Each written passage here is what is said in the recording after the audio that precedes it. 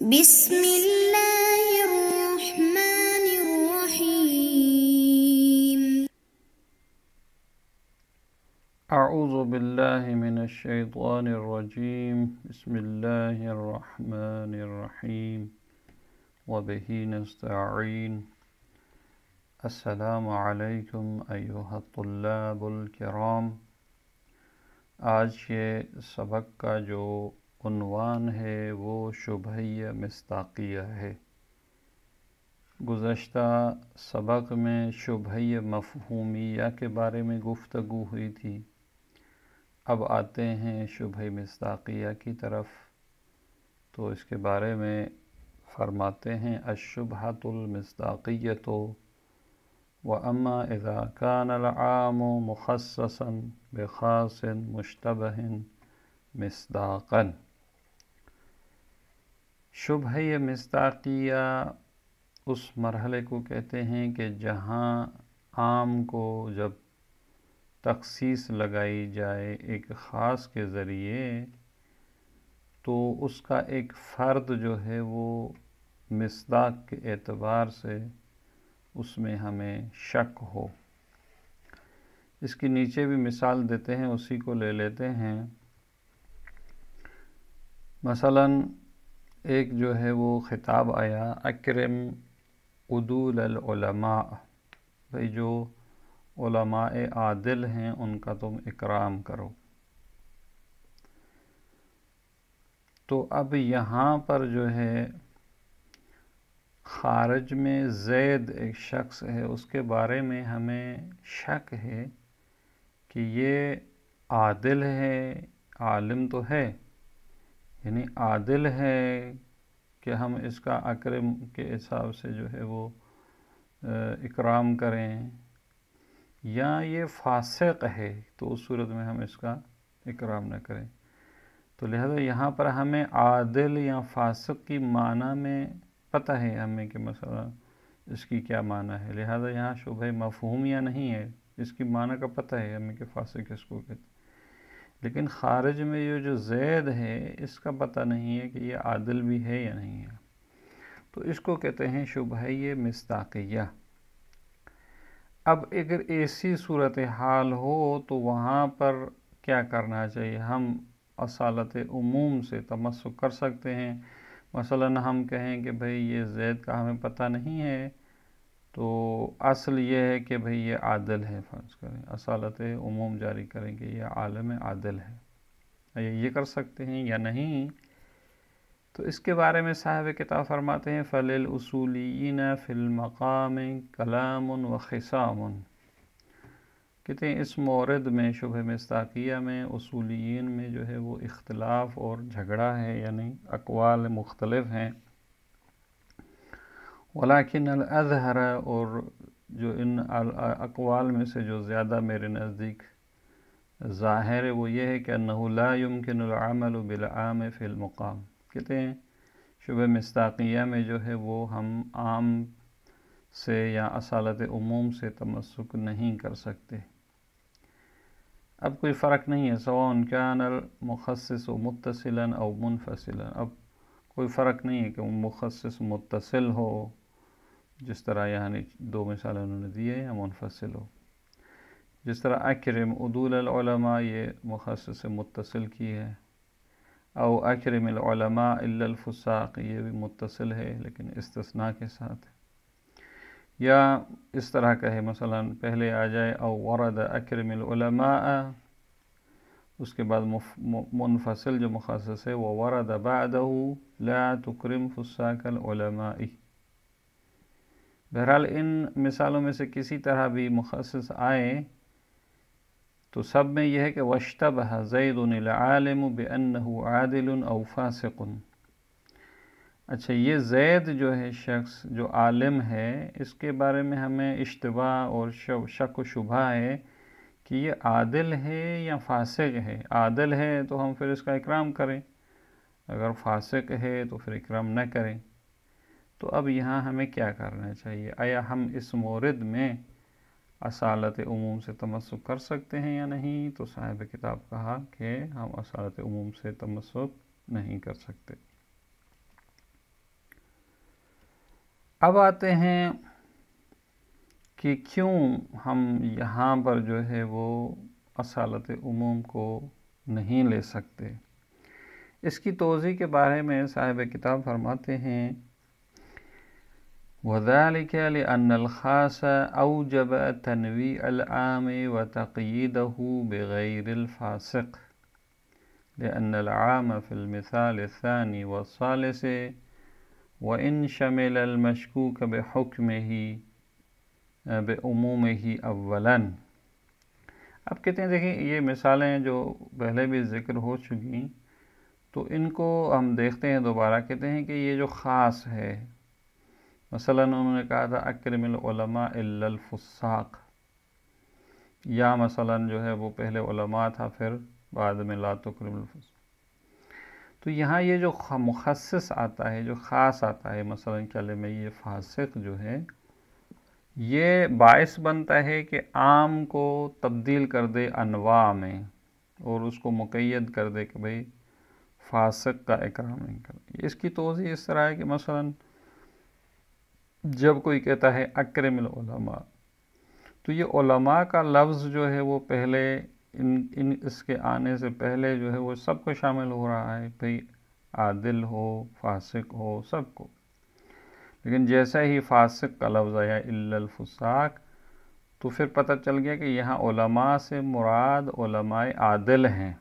یہ ہو گیا تنویع عام، یعنی عام یہ جو علماء تھا اس کو دو حصوں میں تقسیم کر دیا اس نے کہ بھئی یہاں عالم جو ہوتے ہیں عادل ہوتے ہیں فاسق ہوتے ہیں. تو پھر اس اکرام کو مقید کیا اس نے کہ فاسق نہیں ہونا چاہیے عادل ہونا چاہیے. اسی لیے کہتے ہیں کہ عام جو ہے مثال ثانی یا ثالث یہ جو ذکر ہوئی تھی وَإِن شَمِلَ الْمَشْكُوكَ بِعُمُومِهِ اولاً یعنی اس قید کے یا مخصص کے آنے سے پہلے جو ہے وہ اپنے عموم کے ساتھ جو ہے وہ مشکوک جو مثلا زید فرد ہے فرض کریں وہ بھی عالم تھا تو اس کو تو شامل ہو رہا تھا. وَلَكِنَّهُ بَعْدَ التَّقْيِيدِ بِغَيْرِ الْفَاسِقِ، لیکن جب تقیید آ گئی قید آ گئی کہ بھئی وہ فاسق جو ہے وہ نہیں ہونا چاہیے. لہٰذا یعنی اس کا مطلب یہ ہے کہ وہ جو آپ اس کو اکرام کر رہے ہیں وہ فاسق نہ ہو بلکہ عادل ہو. تو جب یہ عدالت کی یہاں قید آ گئی تو صار المشکوک غیر معلوم الدخول تحت العام بقیدہ. تو اب یہ جو مشکوک تھا یعنی یہ جو زید جو تھا اب اس کے بارے میں ہمیں یقین نہیں ہے کہ یہ عام جس میں قید آ گئی تھی کہ بھئی وہ مثلا علماء عادل ہوں فاسق نہ ہوں تو آیا یہ شخص جو زید ہے آیا اب علماء کا لفظ اس کو شامل ہو رہا ہے یا نہیں. اس لیے کہ یہاں اب عام جو ہے وہ اپنی عمومیت پر تو باقی نہیں رہا کیونکہ علماء کی قید آ گئی کہ بھئی وہ علماء عادلین ہونے چاہیے یعنی غیر فاسق ہوں عادل ہوں. تو لہٰذا اب علماء کا لفظ جو ہے وہ زید جو کہ فرد ہے اس کے لیے مشکوک الدخول ہو گیا ہے لأنہ مشکوک العدالہ، کیونکہ زید جو ہے وہ اس کے بارے میں ہمیں شک ہے کہ عادل ہے یا نہیں ہے. کیونکہ اگر عادل ہوتا یقیناً پھر تو علماء عادل اس کو شامل ہو جاتا، لیکن چونکہ زید کے حالت کا پتہ نہیں ہے تو لہٰذا کلمہ العلماء جو ہے وہ اس کو شامل نہیں ہو رہا. ہمیں اس میں جو ہے وہ عدالت میں شک ہے.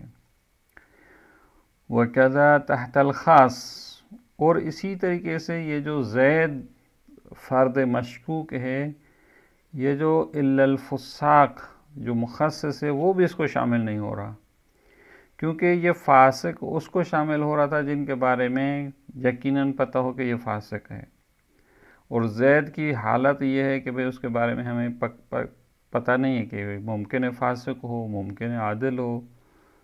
تو یہ جو اس کی حالت تردد باعث بن رہی ہے کہ نہ تو علماء اس کو شامل ہو رہا ہے لفظ علماء عادل اور نہ ہی یہ مخصص اس کو شامل ہو رہا ہے. دونوں میں سے کسی میں سے بھی یہ اس کے نیچے نہیں ہے عنوان کے، تو لہٰذا یہاں پر کہتے ہیں کہ ہم اصالت عموم جاری نہیں کر سکتے. وقضا تحت الخاص لأنہ مشکوک الفسق، کیونکہ اس کے فسق کے بارے میں جو ہے وہ ایک حالت شک پائی جاتی ہے۔ اب الا کے ذریعے ایک صورت کو جو ہے نکالتے ہیں، الا ان تکون لہ حالت سابقۃ فیؤخذ بها، مگر یہ کہ ہم کہیں کہ بھئی زید جو ہے وہ پہلے اس کی ایک حالت سابقہ جو تھی وہ مثلا فاسق تھا، اب ہمیں شک ہے تو ہم حالت سابقہ کوئی جو ہے وہ لے لیں، تو حالت استصحاب کے ذریعے سے ہم اس کی حالت کو مشخص کریں کہ مثلا یہ فاسق ہے، تو اس صورت میں یہ خاص کے تحت آ جائے گا، لیکن ہماری بحث وہاں پہ ہے جہاں کوئی حالت سابقہ وغیرہ نہ ہو، تو وہاں کیا کریں گے؟ تو وہاں وہی بات آ جائے گی کہ جو ہے وہ وہاں پر ہم اس کے لیے جو ہے وہ اصالت عموم کو جو ہے وہ جاری نہیں کر سکتے۔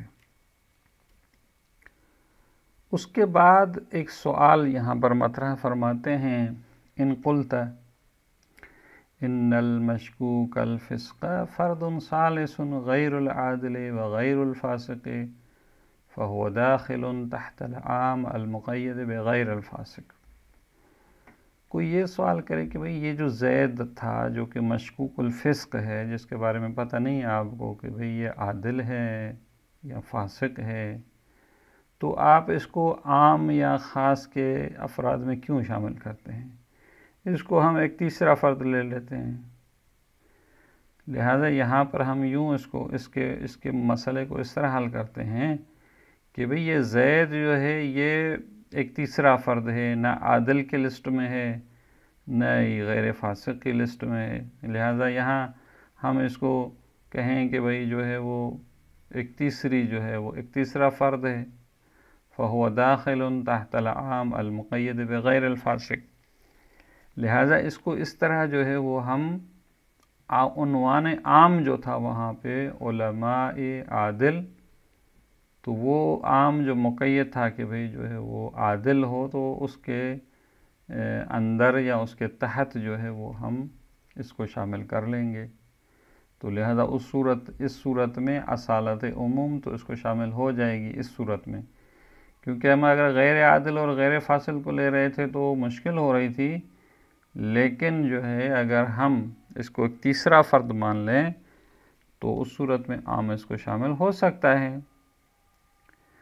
تو اس کا جو جواب دیتے ہیں قل، تو کہتے ہیں کہ نعم ھذا صحیح، کہتے ہیں یہ آپ نے وہ بات کی وہ ٹھیک ہے، لیکن یہ اس صورت میں صحیح تھی اذا ارید من الفاسق معلوم الفسق، کہتے ہیں کہ یہ جو ہم کہہ رہے ہیں کہ کلمہ فاسق جو ہے مثلا فاسقین کا اکرام نہیں کرنا، جو مثال میں انہوں نے مثلا ذکر کیا تھا الا الفساق، کہتے ہیں کہ یہاں ہم فاسق سے یہ مراد نہیں لے رہے کہ بھئی جس کے بارے میں علم ہو یقیناً وہ فاسق ہے، اور یہاں ہم اس کو فرد ثالث اس عنوان سے لے رہے ہیں کہ بھئی یہاں اس کا فاسق ہونا جو ہے وہ ہمیں معلوم نہیں ہے، یعنی شک کی حالت ہے۔ تو آپ کی بات اس صورت میں ٹھیک تھی جب ہم جو ہے وہ یہاں زید سے جو ہے وہ مراد لیتے ایک ایسا شخص جو کہ معلوم الفسق ہو، لیکن یہ ہم نے مراد نہیں لیا، ولیکن ظاہر انہو یراد منہ الفاسق واقعاً، یہاں فاسق سے مراد یہ ہے کہ جو بھئی حقیقی طریقے سے فاسق ہو، اب یہ حتماً ضروری نہیں ہو کہ اس میں علم کی قید بھی ہو، وَلَيْسَ فِي الْوَاقِعِ إِلَّا الْفَاسِقُ وَلَا عَادِلُ وَلَا وَاسِطَ بَيْنَهُمَا، کہتے ہیں یہ جو آپ نے کہا تھا کہ یہ کوئی تیسرا فرد ہے، یہ تیسرا فرد نہیں ہو سکتا، یہاں پہ ہمارے پاس دو چیزیں ہیں، کہتے ہیں حقیقت میں یا ایک شخص فاسق ہوتا ہے یا ایک شخص عادل ہوتا ہے۔ اب یہ جو آپ کہہ رہے ہیں کہ بھئی ایک تیسرا فرد ہے کہ جو عادل بھی نہیں ہے اور فاسق بھی نہیں ہے، تو کہتے ہیں ولا واسطہ بینہما، ان دونوں میں واسطہ نہیں ہو سکتا۔ یہ تیسری چیز یہاں آپ نے کس طرح ذکر کر دی، یا تو وہ شخص زید عادل ہوگا یا فاسق ہوگا، یہ آپ جو ہے وہ تیسرا فرد یہاں پہ بنا رہے ہیں۔ یہ بات آپ کی تب درست ہوتی تھی جب ہم اس علم کو فسق کے ساتھ قید لگاتے، حالانکہ ہماری مراد جو ہے وہ فاسق واقعی مراد ہے، نہ کہ معلوم الفسق۔ پس جب دو چیزیں ہیں ہمارے پاس، فاسق ہے یا عادل ہے، تو فیکون الفرد الباقی تحت لام بعد التخصیص هو العادل الواقعی فقط۔ لہٰذا اب جب عام کو تخصیص لگ جاتی ہے، مثلا اکرم العلماء الا الفساق آ جاتا ہے، تو اب یہ علماء کے نیچے یا اس کے عنوان کے تحت جو ہے وہ فقط عادل واقعی باقی رہتا ہے، اور جو شخص جو ہے وہ متردد ہے، جس کے بارے میں معلوم نہیں ہے عادل ہے یا فاسق ہے، یہ علماء کا لفظ اس کو شامل نہیں ہوگا اور اصالت عموم جاری نہیں کر سکتے۔ جب اصالت عموم جاری نہیں ہو سکتی تو پھر فیکون المشکوک حینئذ مشکوک الدخول تحت احدی الحجتین۔ تو یہ جو مشکوک ہے، یعنی یہ جو زید ہے جس کے بارے میں نہیں جانتے کہ اس کو یعنی عادل ہے یا فاسق ہے، اس کے بارے میں نہیں جانتے، تو یہ شخص مشکوک جو ہے وہ ان دو حجتوں میں، یعنی ایک عام اور ایک خاص جو مخصص تھا، ان دونوں عنوانوں کے درمیان یا اس کے تحت میں جو ہے یہ شامل نہیں ہو سکے، نہ علماء کا لفظ اس کو شامل ہو رہا ہے اور نہ ہی فاسق کا، کیونکہ نہ تو ہمیں یقین ہے کہ یہ فاسق ہے اور نہ ہی یقین ہے کہ عادل ہے، تو لہذا دونوں میں سے کوئی اس کو شامل نہیں ہو رہا عنوان۔ فالمرجع فیہ الاصول العملیۃ لا اللفظیہ۔ تو لہذا یہاں پر ہم اصالت عموم کے ذریعے سے اس کا جو ہے مسئلہ حل نہیں کر سکتے، اس کے لیے ہمیں پھر اصول عملیہ کی طرف رجوع کرنا ہوگا، پھر وہاں دیکھنا ہوگا کہ کون سی اصل جو ہے وہ جاری ہوتی ہے، براءت جاری ہوتی ہے، احتیاط جاری ہوتی ہے، کہ وہ بحث پھر اصول عملیہ میں مطرح ہوگی۔ لأن اللفظیۃ لا مصرح لها في المقام حیث انہا لإثبات المراد او الوضع فی مقام الشک فیہا۔ کہتے ہیں کہ یہاں ہمارے جو شبہ مصداقیہ ہے، یہ اصول لفظیہ جو ہے وہ اس کی تکلیف کو، اس کے جو ہے وہ وظیفے کو مشخص نہیں کرتے، اس لیے کہ یہ اصول لفظیہ جو ہوتے ہیں کہ مراد متکلم کو ثابت کرتے ہیں کہ بھئی مراد کیا ہے، یا وضع کو مشخص کرتے ہیں کہ بھئی اس لفظ کی معنی کیا ہے۔ یہ اصول لفظیہ وہاں ہوتے ہیں، جس طرح اصالت عموم ہوتی ہے تو یہ مشخص کرتی ہے کہ بھئی متکلم نے عام کا ارادہ کیا ہے، یا یہ لفظ جو ہے وہ فلاں معنی میں وضع ہوا ہے اصالت حقیقت میں۔ وَلَيْسَ فِي الشُّبْهَةِ الْمِصْدَاقِيَّةِ فِي الْمُقَامِ شَكٌّ فِي وَضْعِ لَفْظِ الْعَامِ أَوِ الْخَاصِ۔ لیکن یہ جو شبہ مصداقیہ ہے، یہاں ہمیں لفظ عام کے وضع ہونے میں شک نہیں ہے، لفظ خاص کے وضع ہونے میں شک نہیں ہے کہ یہ کس کے لیے وضع ہوا ہے۔ وَلَا فِي الْمُرَادِ مِنْهُمَا، اور اس میں جو مراد ہے اس میں بھی شک نہیں ہے کہ ہم اصول لفظیہ جاری کریں، بلکہ وَإِنَّمَا الشَّكُّ فِي أُمُورِ خَارِجَةٍ أَوْجَبَتِ التَّرَدُّدَ فِي دُخُولِ الْفَرْدِ الْمُعَيَّنِ تَحْتَ أَحَدِ الْعُنوَانَيْنِ۔ بلکہ یہ زید کو ہم نہیں جانتے کہ بھئی یہ عادل ہے یا فاسق ہے، تو اس کا جو اس شک کا جو سبب ہے وہ امور خارجیہ ہیں۔ مثلا ہمیں زید کے بارے میں حالات کا پتہ نہیں ہے کہ بھئی عادل ہے، پہلی مرتبہ ہم اس کو دیکھ رہے ہیں، مثلا امور خارجیہ ہوتے ہیں، معلومات نہیں ہیں ہمیں، تو یہ امور خارجیہ باعث بن رہے ہیں کہ ہمیں شک، تردد ہے کہ یہ جو ہے وہ فرد معین جو زید ہے وہ آیا علماء عادلین میں شمار ہوتا ہے تاکہ اکرام کریں، یا علماء فاسقین میں شمار ہوتا ہے کہ اس کا اکرام نہ کریں۔